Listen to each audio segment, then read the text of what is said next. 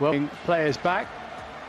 Confirmation of the team selected by Mikel Arteta. This is second full season in charge. Interestingly, a couple of new faces on the bench for the Gunners. Ben White, whose transfer was sealed on Friday, and also Sambi Lokonga. We might get to see them at some point. We'll wait and see what kind of formation they line up. Rumours that Alex Lacazette might be on his way out. Emil Smith-Rowe has signed a new contract, though. And here is the Chelsea team. We've been speaking about it in the build-up. Plenty of players. And we are really looking forward to seeing whether that be somebody like a Timo Werner or a Kai Havertz or a Trevor Chalobah or a Ruben Loftus-Cheek. There is plenty at stake for the latter two players, certainly, but everybody looking to get themselves up to speed with the start of the new season just a couple of weeks away. Chelsea kicking off with a Saturday 3 o'clock home game, believe it or not, against Crystal Palace at the Bridge. Arsenal get the season started on the Friday night.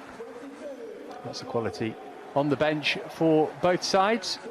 Sure, we'll see plenty of changes, or maybe not the 18 concurrent substitutions that we got in the first game. Who knows? He got for the Europa League final in 2019, but his time is now, surely. Here's Hudson-Odoi. Might work an angle for a shot, teed it up for Loftus-Cheek instead. Couple of deflections on that.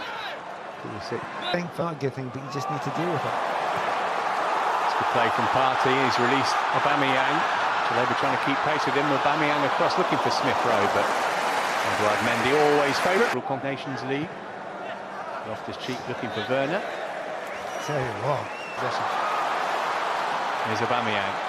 Pulisic with some defending to do. That's a good cross teased in toward Lacazette, who couldn't quite get his toe on it. Do you know what? Well, just started in football. Yeah, Tierney. I mean, you know what I feel about him. I think he's possibly the best in the planet in that position. A lot of people raise eyebrows at that, and there's some people in Scotland say that he's not even the best in Scotland in that left full-back position, but I think the guy is ups. Lovely finish that is. Well, he scored the last goal of Chelsea's season. It was a big one. This one doesn't mean nearly as much, but my goodness me, he put his foot through that and gave Bernd Leno no chance. And it's Chelsea who strike first in North London. Well, they're an incredibly dangerous duo because, and I mean, both of them have got stunning pace. Both of them. By the way, that defending's awful. I thought he'd left it far too late to make the pass, but because of the brilliant technical capabilities of Kai Havertz, watch this first touch. There you go. I'll put it right where I need to do. Smash. And Kovacic came and put his foot in. Well, that wasn't great. I telegraphed that one. Misjudged that. And Smith-Rowe can have a pop here for the equaliser off the foot of the post. And he wasn't getting it, and then Arsenal appealed for a penalty. They threw themselves to the ground in red and white. I think the referee's just getting a little bit fed up with it. Lacazette, Pepe left it, sent in by Chambers, too close to Mendy. Do you know, if the referee sees two or three throwing themselves to the ground unnecessarily, there might be one that is a penalty. You know, if he thinks no, I'm beginning to see it a little bit now. This is that great chance that Arsenal had. It was a shame for Ruben there because he got himself into exactly the right position, turned on the ball, and he's running into an area. And it was just unlike him to make the right decision. Now, we're going to have another look at this again. Yeah, there was a kick there, there was a touch there. He could have got a penalty there. Good job there isn't VAR. Yeah. Sympathy for the man on the ball now. The manager wants to keep a close eye on him. He can do that in the first half. Here he goes, Hudson-Odoi looking to bend one, not quite. But that's a classic. I remember a player from a few years ago saying to me, Gordon Strachan, and a winger from before him had said to him, why don't you just beat the defender and cross it? To which he said, well, first I beat the deep line midfielder, which is Pepe, then I've got a right back. It's a good start. Oh, that's a good ball in behind Zuma for Aubameyang, but Rudiger and Mendy between them made sure that Pepe couldn't profit. It was a really tricky one, wasn't it? Because Mendy's coming out there, and of course he knows that Rudiger is the most defensive-minded player who'll think, I'm going to leather this. He's cut as a pass, he's just a couple of inches too high. Werner's got it now though. Ziyech forced the error from El Neni. Ziyech going to have a go himself, and he's hit the post as well. Both sides have struck there. But if you're an attack-minded player, by the way, how good is this for Ziyech? I mean, it doesn't even look as if it's on, does it? Minimal back. So sliding one down the line for Hudson-Odoi. Is there another goal for Chelsea right at the end of the half here? It's great from Hudson-Odoi. Left Murray for Dan. And Leno didn't know too much about that, but he made the save. Oh, how long is it when you've seen a dummy that's a complete buy a ticket to get back in? Oh, that's a classic. That was brilliant play there. Murray has no idea where to go there. What a shame. The keeper gets lucky, I think. He's just hit his head. Yeah, he just gets lucky. It's almost what Kai. Pulisic allowed to turn. Any room for a shot? Not yet. Gave it to Zappacosta. Decided not to put it in first time. Drilled it over instead toward Abraham, who couldn't quite sort his feet out and get the connection he was looking for. Surprise, surprise, Tammy in the right place again. He keeps on doing it. You know, it's exactly where you want him to be there. It's almost it's the Giroud tradition, isn't it? You know, gets it by and make sure you know, if he goes a little bit further in, he's not going to get the ball. So he pushes away there, gets a little half a yard. Has had a drop for Lacazette. That support from Pepe. Pepe having a go. A couple of inches wide. We're expecting Arsenal to challenge for the Premier League title. Here's Ziyech put through by Pulisic. Leno came, didn't get anywhere near it. Ziyech is surely going to turn it in for two. Maybe now.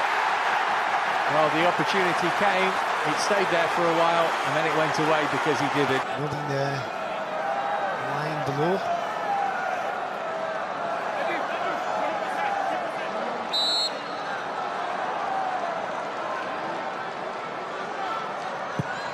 Lacazette turned it round the wall and Mendy made a smart save.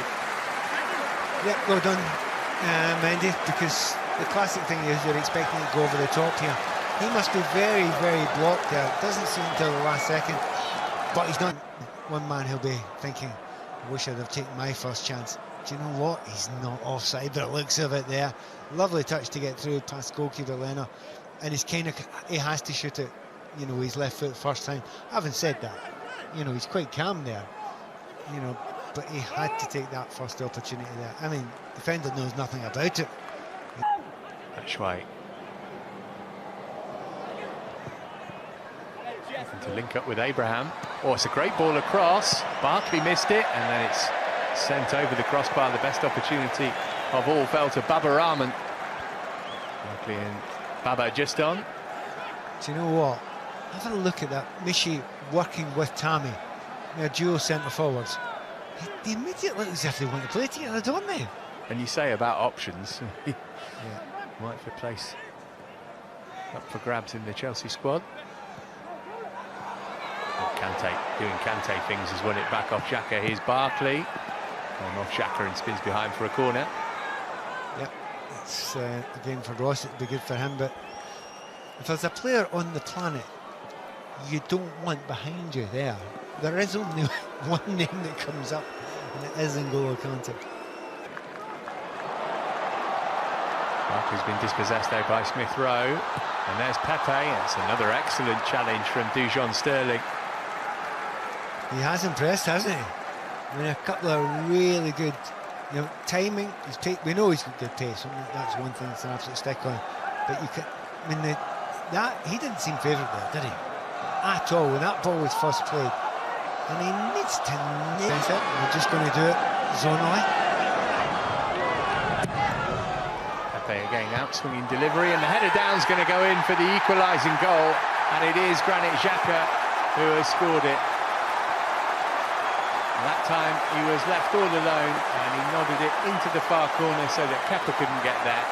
And it's Arsenal 1, Chelsea 1. Yeah, just saying that, before it came in, there was confusion in the Chelsea defence.